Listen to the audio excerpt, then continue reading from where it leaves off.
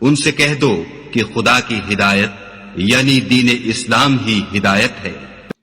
القرآن والحکیم۔ کیا تم نے ان منافقوں کو نہیں دیکھا جو اپنے کافر بھائیوں سے جو اہل کتاب ہیں کہا کرتے ہیں کہ اگر تم جلا وطن کیے گئے تو ہم بھی تمہارے ساتھ نکل چلیں گے اور تمہارے بارے میں کبھی کسی کا کہا نہ مانیں گے، اور اگر تم سے جنگ ہوئی تو تمہاری مدد کریں گے، مگر خدا ظاہر کیے دیتا ہے کہ یہ جھوٹے ہیں۔ اگر وہ نکالے گئے تو یہ ان کے ساتھ نہیں نکلیں گے، اور اگر ان سے جنگ ہوئی تو ان کی مدد نہیں کریں گے، اور اگر مدد کریں گے تو پیٹھ پھیر کر بھاگ جائیں گے، پھر ان کو کہیں سے بھی مدد نہ ملے گی۔ مسلمانوں، تمہاری ہیبت ان لوگوں کے دلوں میں خدا سے بھی بڑھ کر ہے، یہ اس لیے کہ یہ سمجھ نہیں رکھتے۔ یہ سب جمع ہو کر بھی تم سے بالمواجہ نہیں لڑ سکیں گے،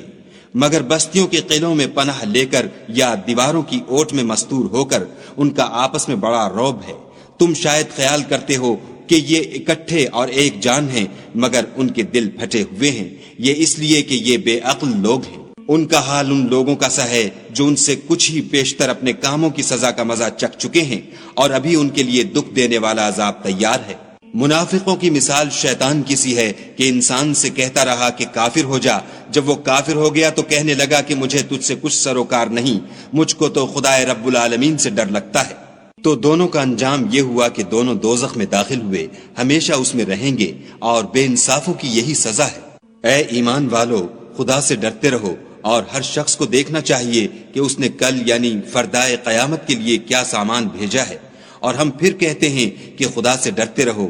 بے شک خدا تمہارے سب اعمال سے خبردار ہے۔ اور ان لوگوں جیسے نہ ہونا جنہوں نے خدا کو بھلا دیا، تو خدا نے انہیں ایسا کر دیا کہ خود اپنے تئیں بھول گئے، یہ بد کردار لوگ ہیں۔ اہل دوزخ اور اہل بہشت برابر نہیں، اہل بہشت تو کامیابی حاصل کرنے والے ہیں۔ اگر ہم یہ قرآن کسی پہاڑ پر نازل کرتے تو تم اس کو دیکھتے کہ خدا کے خوف سے دبا اور پھٹا جاتا ہے، اور یہ باتیں ہم لوگوں کے لیے بیان کرتے ہیں تاکہ وہ غور کریں۔ وہی خدا ہے جس کے سوا کوئی معبود نہیں، پوشیدہ اور ظاہر کا جاننے والا، وہ بڑا مہربان نہایت رحم والا ہے۔ وہی خدا ہے جس کے سوا کوئی عبادت کے لائق نہیں، بادشاہ حقیقی، پاک ذات ہر عیب سے، سلامتی امن دینے والا، نگہبان، غالب، زبردست بڑائی والا، خدا ان لوگوں کے شریک مقرر کرنے سے پاک ہے۔ وہی خدا تمام مخلوقات کا خالق،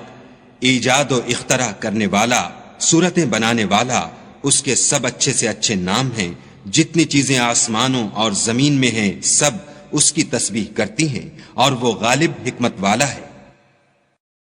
شروع اللہ کے نام سے جو بڑا مہربان نہایت رحم والا ہے۔ مومنو، اگر تم میری راہ میں لڑنے اور میری خوشنودی طلب کرنے کے لیے مکے سے نکلے ہو تو میرے اور اپنے دشمنوں کو دوست نہ بناؤ۔ تم تو ان کی دوستی کے پیغام بھیجتے ہو، اور وہ دین حق سے جو تمہارے پاس آیا ہے منکر ہیں، اور اس باعث سے کہ تم اپنے پروردگار خدا تعالی پر ایمان لائے ہو، پیغمبر کو اور تم کو جلا وطن کرتے ہیں۔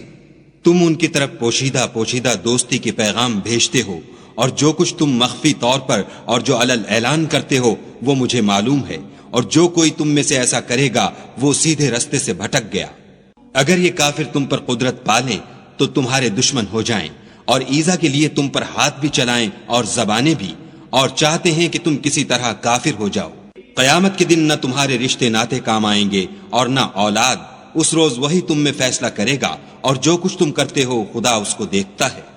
تمہیں ابراہیم اور ان کے رفقا کی نیک چال چلنی ضرور ہے، جب انہوں نے اپنی قوم کے لوگوں سے کہا کہ ہم تم سے اور ان بتوں سے جن کو تم خدا کے سوا پوجتے ہو بے تعلق ہیں، اور تمہارے معبودوں کے کبھی قائل نہیں ہو سکتے، اور جب تک تم خدا واحد پر ایمان نہ لاؤ ہم میں تم میں ہمیشہ کھلم کھلا عداوت اور دشمنی رہے گی۔ ہاں، ابراہیم نے اپنے باپ سے یہ ضرور کہا کہ میں آپ کے لیے مغفرت مانگوں گا، اور میں خدا کے سامنے آپ کے بارے میں کسی چیز کا کچھ اختیار نہیں رکھتا۔ اے ہمارے پروردگار، تجھی پر ہمارا بھروسہ ہے، اور تیری ہی طرف ہم رجوع کرتے ہیں، اور تیرے ہی حضور میں ہمیں لوٹ کر آنا ہے۔ اے ہمارے پروردگار، ہم کو کافروں کے ہاتھ سے عذاب نہ دلانا، اور اے پروردگار ہمارے ہمیں معاف فرما، بے شک تو غالب حکمت والا ہے۔ تم مسلمانوں کو یعنی جو کوئی خدا کے سامنے جانے اور روز آخرت کے آنے کی امید رکھتا ہو اسے ان لوگوں کی نیک چال چلنی ضرور ہے، اور جو روگردانی کرے تو خدا بھی بے پرواہ اور سزاوار حمد و ثنا ہے۔ عجب نہیں کہ خدا تم میں اور ان لوگوں میں جن سے تم دشمنی رکھتے ہو دوستی پیدا کر دے،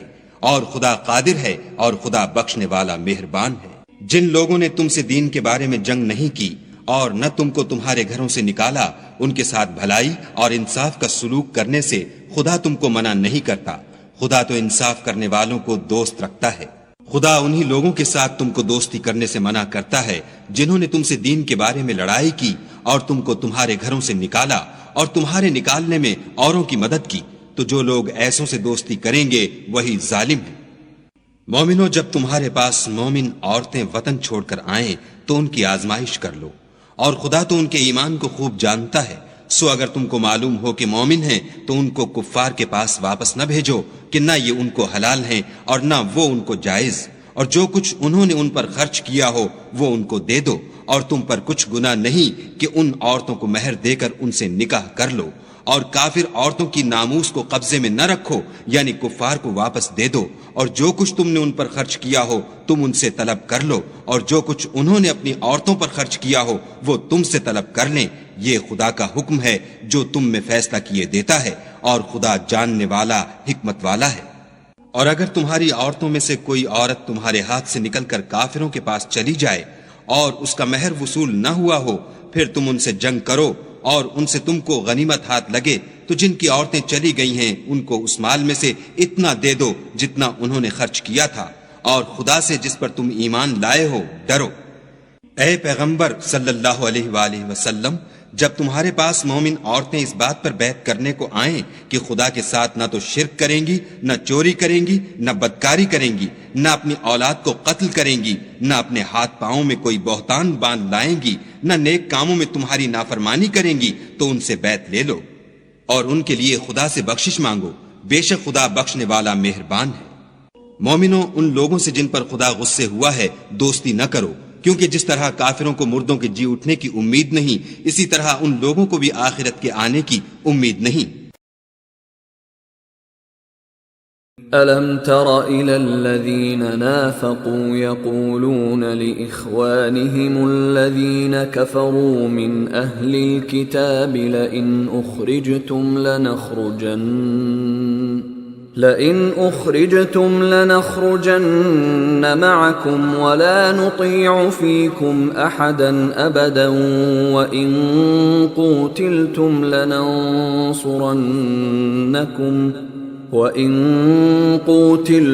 لَنَنصُرَنَّكُمْ وَاللَّهُ يَشْهَدُ إِنَّهُمْ لَكَاذِبُونَ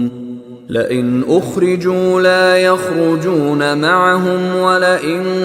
قُوتِلُوا لَا يَنصُرُونَهُمْ وَلَئِنْ نَصَرُوهُمْ لَيُوَلُّنَّ الْأَدْبَارَ ثُمَّ لَا يُنصَرُونَ لَأَنْتُمْ أَشَدُّ رَهْبَةً فِي صُدُورِهِمْ مِنَ اللَّهِ ذَلِكَ بِأَنَّهُمْ قَوْمٌ لَا يَفْقَهُونَ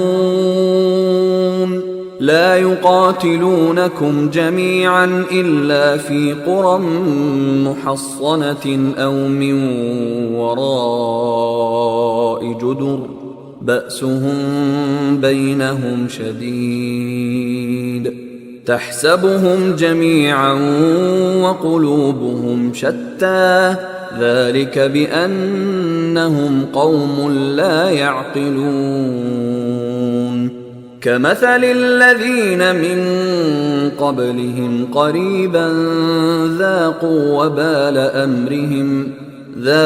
وَبَالَ أَمْرِهِمْ وَلَهُمْ عَذَابٌ أَلِيمٌ كَمَثَلِ الشَّيْطَانِ إِذْ قَالَ لِلْإِنسَانِ اكْفُرْ فَلَمَّا كَفَرَ قَالَ إِنِّي بَرِيءٌ مِّنكَ إِنِّي أَخَافُ اللَّهَ رَبَّ الْعَالَمِينَ فَكَانَ عَاقِبَتَهُمَا أَنَّهُمَا فِي النَّارِ خَالِدَيْنِ فِيهَا وَذَلِكَ جَزَاءُ الظَّالِمِينَ يا أيها الذين آمنوا اتقوا الله ولتنظر نفس ما قدمت لغد واتقوا الله إن الله خبير بما تعملون ولا تكونوا كالذين نسوا الله فأنساهم أنفسهم أولئك هم الفاسقون لا يستوي أصحاب النار وأصحاب الجنة أصحاب الجنة هم الفائزون لو أنزلنا هذا القرآن على جبل لرأيته خاشعا متصدعا من خشية الله وتلك الأمثال نضربها للناس لعلهم يتفكرون هو الله الذي لا إله إلا هو عالم الغيب والشهادة هو الرحمن الرحيم هو الله الذي لا إله إلا هو الملك القدوس السلام المؤمن المهيمن العزيز الجبار المتكبر سبحان الله عما يشركون هو الله الخالق البارئ المصور له الأسماء الحسنى يسبح له ما في السماوات والأرض وهو العزيز الحكيم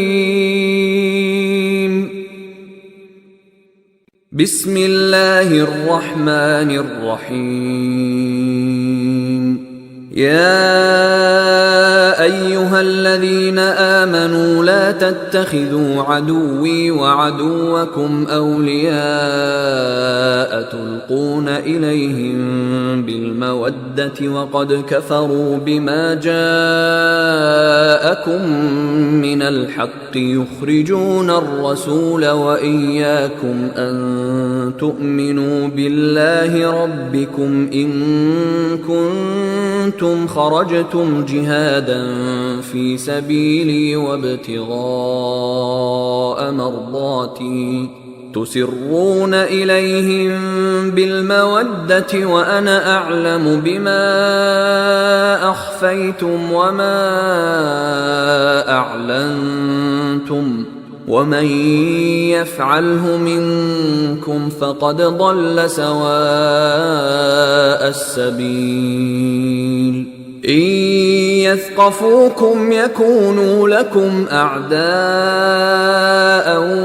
ويبسطوا إليكم أيديهم وألسنتهم بالسوء وودوا لو تكفرون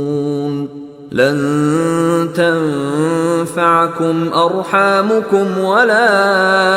أولادكم يوم القيامة يفصل بينكم والله بما تعملون بصير قد كانت لكم أسوة حسنة في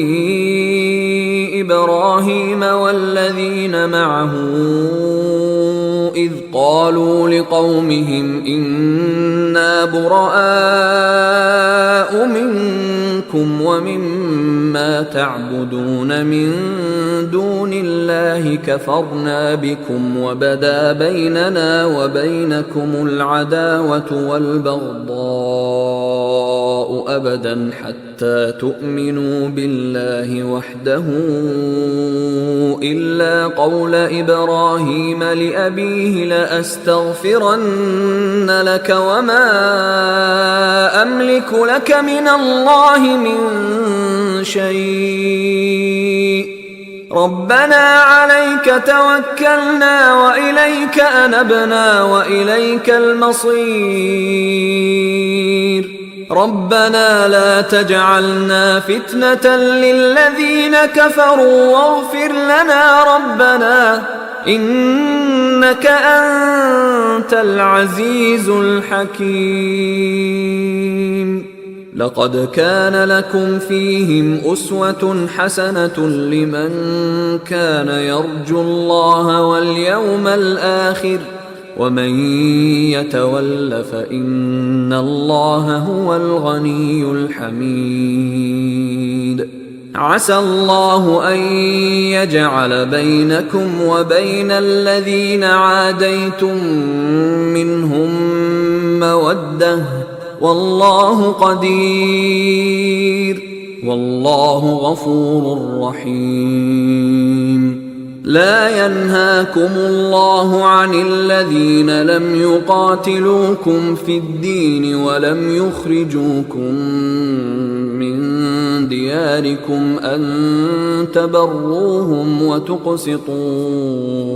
إليهم إن الله يحب المقسطين إنما ينهاكم الله عن الذين قاتلوكم في الدين وأخرجوكم من دياركم وظاهروا على إخراجكم أن تولوهم ومن يتولهم فأولئك هم الظالمون يا أيها الذين آمنوا إذا جاءكم المؤمنات مهاجرات فامتحنوهن الله أعلم بإيمانهن فإن علمتموهن مؤمنات فلا ترجعوهن إلى الكفار لا هن حل لهم ولا هم يحلون لهم وآتوهم ما أنفقوا ولا جناح عليكم أن تنكحوهن إذا آتيتموهن أجورهن ولا تمسكوا بعصم الكوافر واسألوا ما أنفقتم وليسألوا ما أنفقوا ذلكم حكم الله يحكم بينكم والله عليم حكيم وإن فاتكم شيء من أزواجكم إلى الكفار فعاقبتم فآتوا الذين ذهبت أزواجهم مثل ما أنفقوا واتقوا الله الذي أنتم به مؤمنون يا أيها النبي إذا جاءك المؤمنات يبايعنك على